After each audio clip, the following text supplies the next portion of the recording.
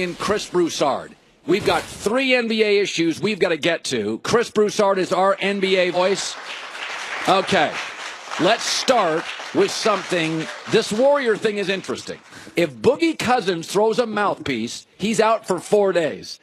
Stephlon Curry, he's Stephlon. Stephlon. He's the Will. I like that. He's the Will Smith. Tom Cruise is a Scientologist. Scary. Will Smith is, hey, he's just experimenting with a new religion. Curry gets a pass by the league because he's friendly, likable. He is the NBA's puppy. Everybody loves him.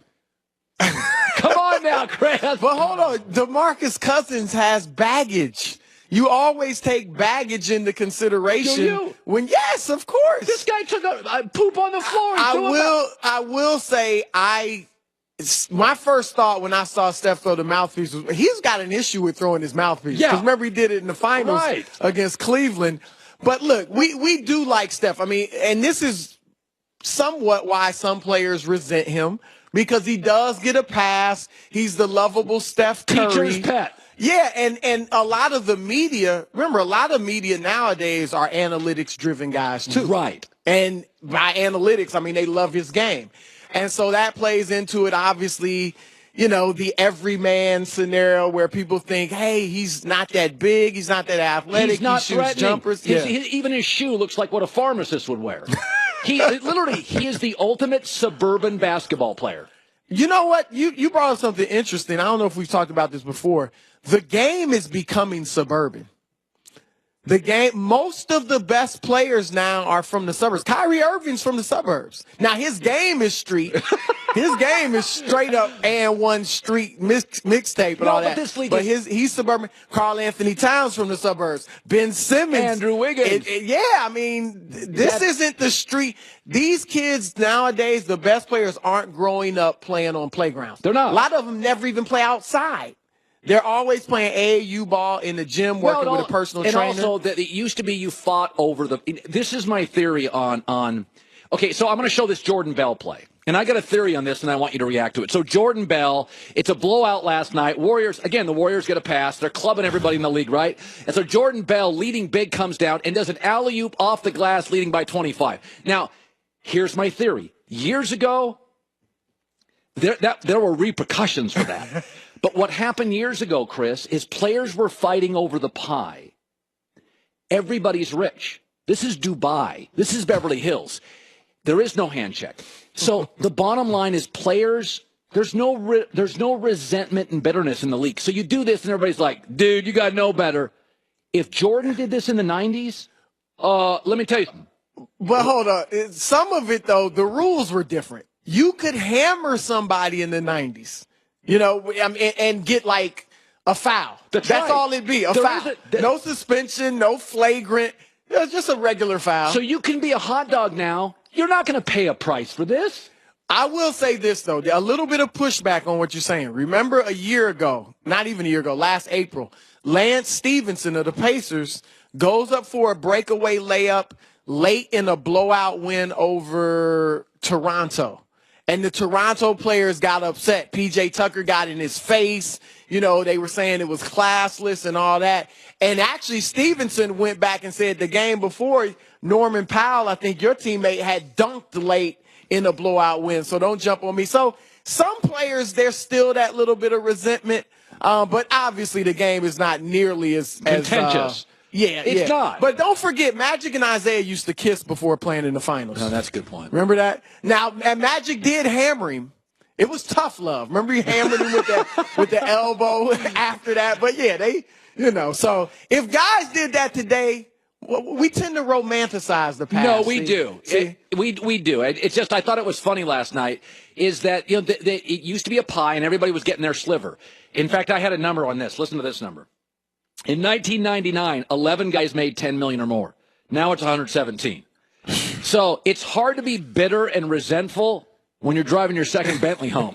Well, speaking of bitterness, I do think sometimes that plays in with the older players being critical of these guys. Because Charles Barkley, what was the most money he made? Charles makes more now as an analyst than he did as a great player. Yep. Okay, so I want you, all your sources on Lonzo Ball.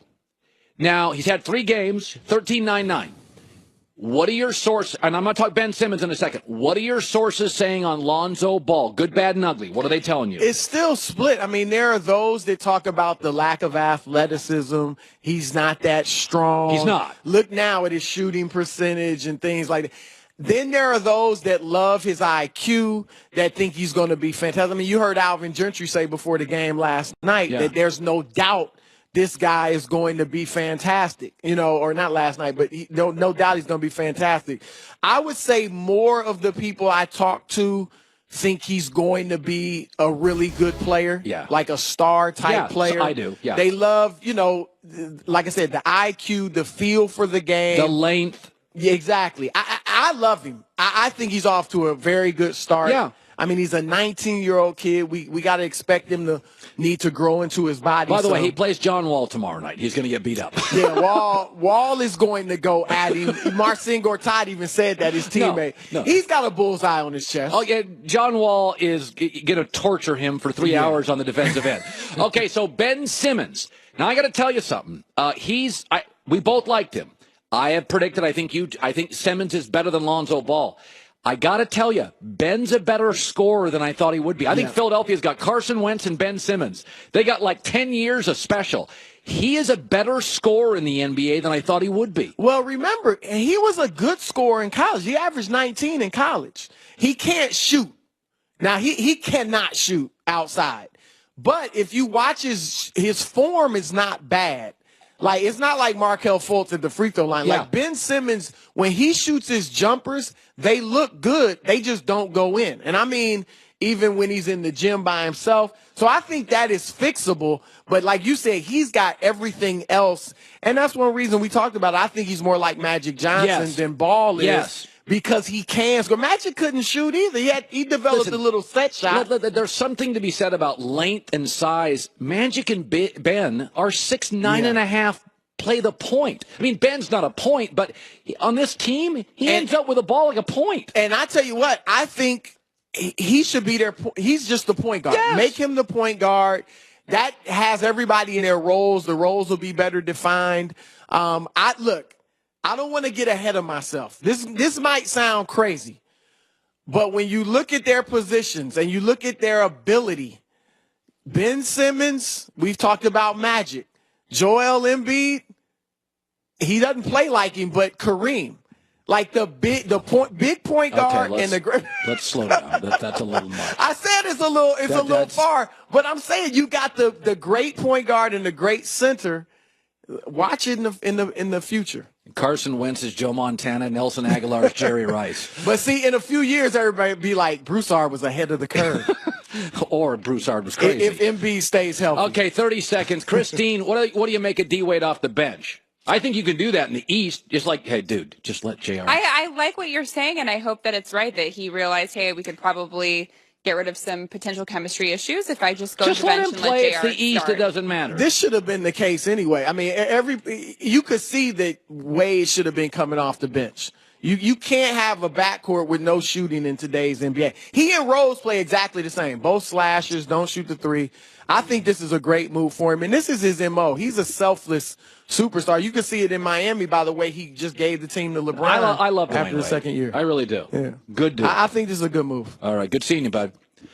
Buying tickets to sports and concerts, it's complicated and time-consuming. And listen, if you're going to games, you're probably going to a game often Monday through Friday after work. You don't have the time. 2 taps. Download the SeatGeek app. Concert tickets, sports tickets, comedy tickets, theater tickets. If you download the SeatGeek app, you'll get $20 off your first purchase.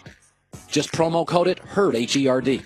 By the way, they do the work for you. They search multiple ticket sites. They compare prices. They find the deals. They grade the tickets based on value. 2 taps. Download the SeatGeek app. Put in the code HERD, H-E-R-D. $20 off your first SeatGeek purchase. It is a no-brainer. SeatGeek app. 2 taps. Promo code HERD.